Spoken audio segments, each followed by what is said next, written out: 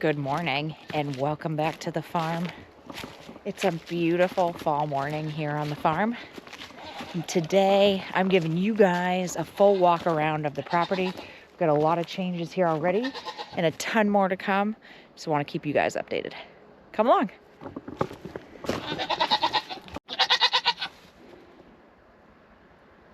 Hi, ladies.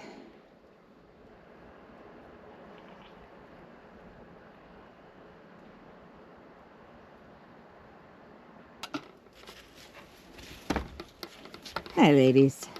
Hi.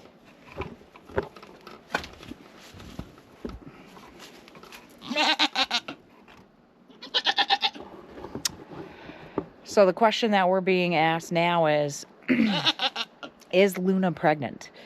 So Luna was only in with Pepper for about a week and a half this time. He really got right to work. Honestly, by the time we moved her, she seemed a little bit unhappy with being over there. Not something I didn't expect. I expected it to go a lot worse than it did. He seemed to do a really good job of figuring it out and taking care of business. So we're gonna see, but I think she is. Last time we got her pregnant, she got really wide. She had multiples. She wasn't able to conceive them. I had to get involved that time. But I've been reading more about sometimes older goats can widen out quite a bit each time that they get pregnant with multiples. She has not been pregnant very long if she is. I'm talking 2 weeks at max. So I wonder if possibly she just widens faster. Could be that, could be her age. She is an older goat, so I think at best guess we think she's about 7 years old at this point, maybe older. So she is getting into her older years of being able to kid still. But that being said, she's widened out quite a bit again. I am walking her daily, but we're also giving her free reign of mineral. She's not overeating hay. We don't place them on free range hay.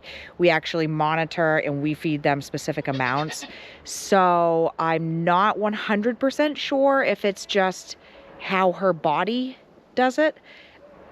I suspect it is how her body deals with it. But, you know, until we do another round or two, I'm not really going to know. So, again, you know, to me, she doesn't look unhealthy. Her eyelids look good. She's eating, she's drinking, she's horsing around with Cinnamon. So I don't think it's anything to be concerned about. It may just be this is how her body deals with being pregnant. We wouldn't know that because we didn't have her the first half of her life, and we didn't get her pregnant until 3 years after we got her, so.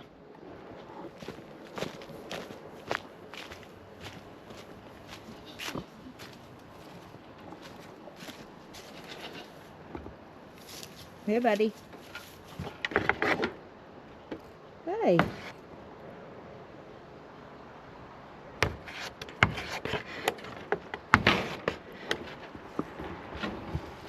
Love his colors. Really excited and hopeful that in the spring we'll get to see the combination of his colors with Luna's.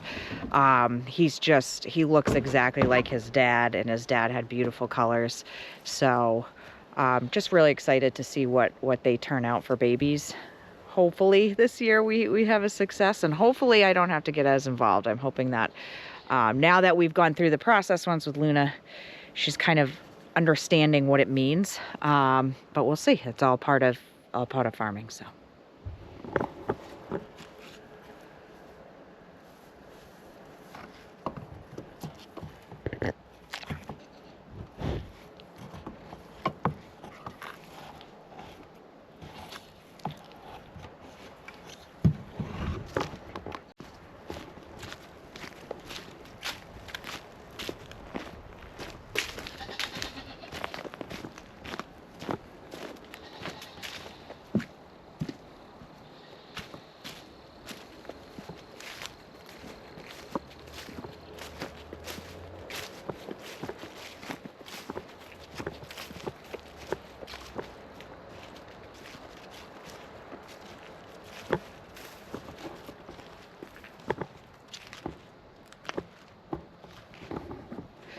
So this is wild to me. We have never seen the pond this low since we bought. We bought this property, house and property, in 2020, and we have never seen it this low. The year we bought the house, in fact, was a very dry summer for Maine and all of New England, and the pond was quite low, but was probably only to right here. So probably a solid 3 feet higher than where it is now. This pond at its deepest point in the middle, we were told, is about, I think, 15 feet deep, but angles downward. And typically, you can kind of see where the grass is gone, and there's a lot of pebbles. Typically, the water's right here, comes right up. This is quite a large pond. And again, we've never seen it this low. The drought is so bad here in New England. We got virtually no rain this summer. It was a beautiful summer, warm, sunny, gorgeous summer. But with no rain, you know, everything's struggling. Lucky for us, we're having a tree guy come soon, and he's going to take away the mess that's been left from the trees that fell a few years ago. But he's also going to take down many of these ginormous pines we have.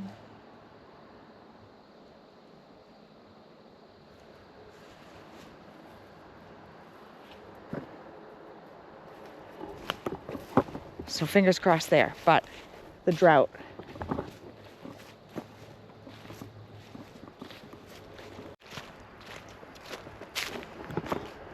So the drought has been a problem for the pond, but is now becoming a problem for us. The drought's driving in a lot more wild animals, which means that we're having to do more protective stuff with our chickens to make sure that there's predators not getting in, because we did have a predator get in for the first time in 4 years, about 3 weeks ago. I think it was a possum. We've trapped 2 more, plus a raccoon since then, and we've caught numerous coyotes on the camera.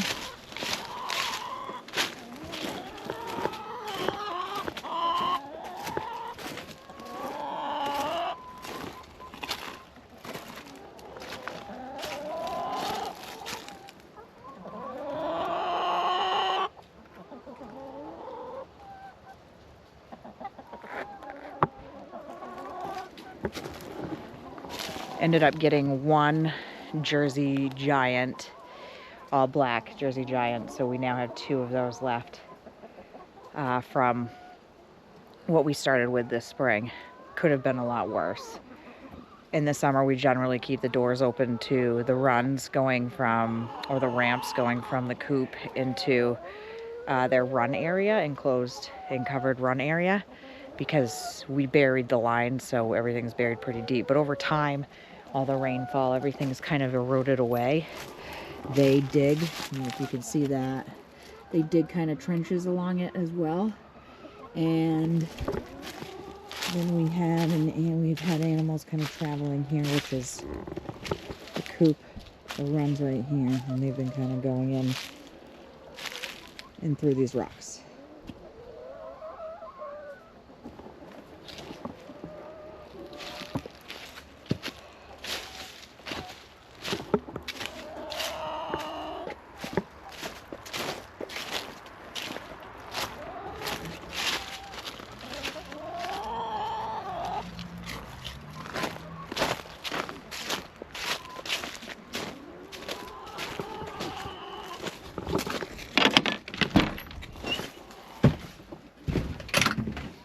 They're still laying eggs, slowly, but still laying eggs.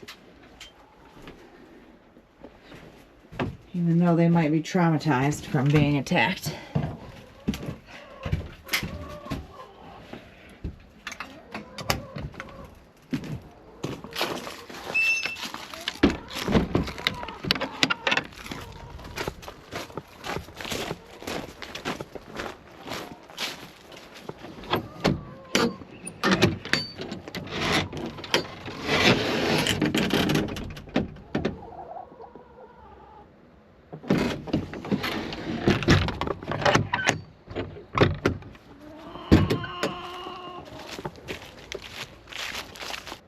All right, so one thing I didn't do when we were putting the front garden to bed was put the side garden to bed.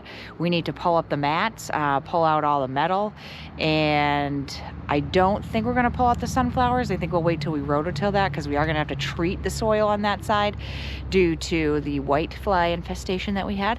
So let's do that.